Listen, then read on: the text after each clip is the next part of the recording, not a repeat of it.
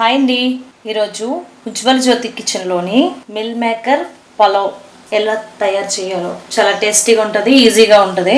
Video skip చేయకుండా చూడండి, taste ఉంటుందండి, సూపర్ ఉంటుంది. వీడియో నచ్చిన వాళ్ళు ఎవరైనా సరే లైక్ చేయండి, షేర్ చేయండి, కామెంట్ చేయండి, సబ్స్క్రైబ్ చేసుకోండి. రైస్ అనేది చాలా పొడిలాడుతూ వచ్చింది కదండి, టేస్ట్ చేసండి, సూపర్ ఉంది నిజంగాను. మిల్ మేకర్తో అసలు చికెన్ తినలేదన్న ఫీలింగ్ కూడా ఉండదు, అంత టేస్టీగా ఉంటుంది. మిల్ మేకరు చిన్న సైజు 1 కప్పు తీసుకోండి. 1 గ్లాసు సన్నీళ్ళు తీసుకోండి. వేడి నీళ్ళు ఎందుకు వద్దన్నానంటే ఇవి పెద్ద సైజు కాదు కదా, చిన్న సైజే కాబట్టి సోయా అనేది మనకి చల్లనీళ్ళలో ఒక 5 నిమిషాలు ఉంటే చాలు, తొందరగానే నానిపోతాయి. ఇవి పక్కన పెట్టుకోండి.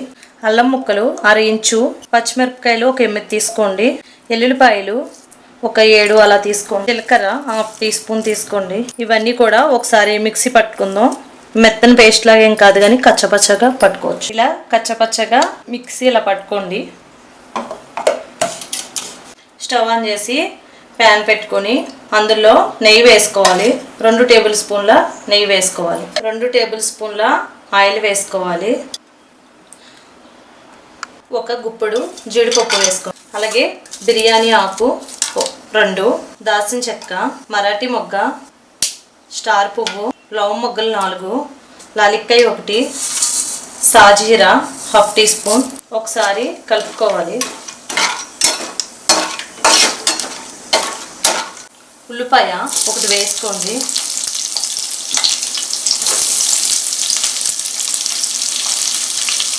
ఉల్లిపాయ వేసాక ఒకసారి కలుపుకోవాలి. 1 కప్పు క్యారెట్ వేసుకోవాలి. 1 కప్పు బంగాళాదుంప ముక్కలు వేసుకోవాలి.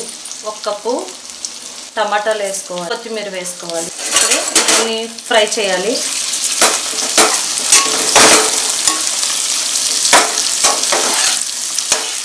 మనం ముందుగా మిక్సీ పట్టుకున్న అల్లం వెల్లుల్లిపాయ పేస్టు, పచ్చిమిర్చి పేస్టు వేసేసుకోవాలి. ఇందులో ఒకసారి కలుపుకోవాలి.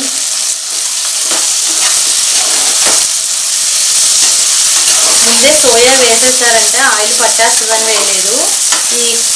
మనం ఇంట్లో కాయగూరలు ఏమి ఉన్నా తీసుకుని వేయచ్చు.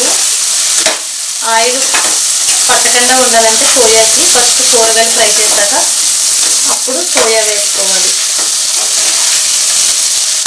మనం పచ్చిమిరపకాయలు, అల్లం ఇలా దంచి వేయడం వల్ల మనకి ఆయిల్లో వేగుతున్న ఫ్లేవర్ చాలా టేస్టీగా అనిపిస్తుంది. ఇక్కడ ఒక 5 నిమిషాలు అయిన తర్వాత ఇవి కొంచెం పెద్దగా కూడా అయ్యాయండి, మొత్తం నానిపోయాయి. ఇప్పుడు నీటిలో నుంచి పిండి పక్కన పెట్టుకోవాలి.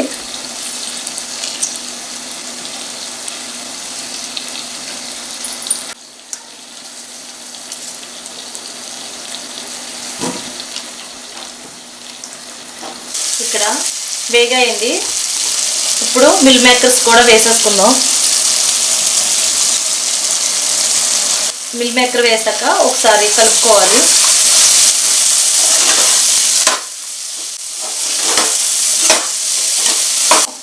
ఒక స్పూన్ సాల్ట్ వేసుకోవాలి. పసుపు కూడా కొద్దిగా వేసుకోవాలి. 1 స్పూను ధనియాల పొడి, వేయించి పొడి చేసి పెట్టిన ధనియాల పొడి వేసుకోవాలి. ధనియాల పొడితో ఫ్లేవర్ బాగుంటుంది. ఒకసారి కలుపుకోవాలి. బియ్యం 2 గ్లాసులు తీసుకుంటున్నానండి. ఇవి వచ్చేసి బాస్మతి రైస్ బియ్యం కాదు, మీరు బాస్మతి రైస్తో చేయాలనుకుంటే బాస్మతి రైస్ బియ్యంతో చేసుకోవచ్చు. ఇక్కడ సోనా మైసూర్ తీసుకుంటున్నానండి నేను 2 గ్లాసుల బియ్యాన్ని. ఇప్పుడు ఇలా కలుపుకున్న తర్వాత 2 గ్లాసుల బియ్యానికి 4 గ్లాసుల వాటర్ అనేది తీసుకోవాలి.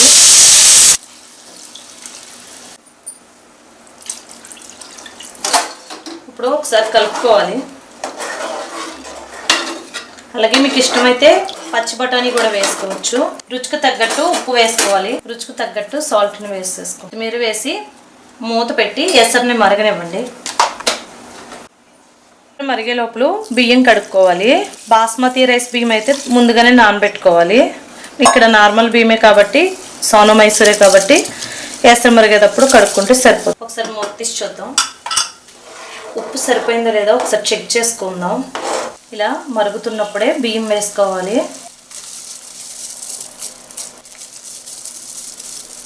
బియ్యం వేసాక ఒకసారి కలుపుకోవాలి.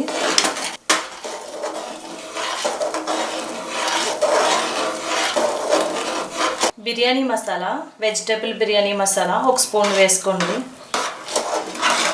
వేయకపోయినా పర్వాలేదు, స్మెల్ అయితే అంతలా వస్తుంది.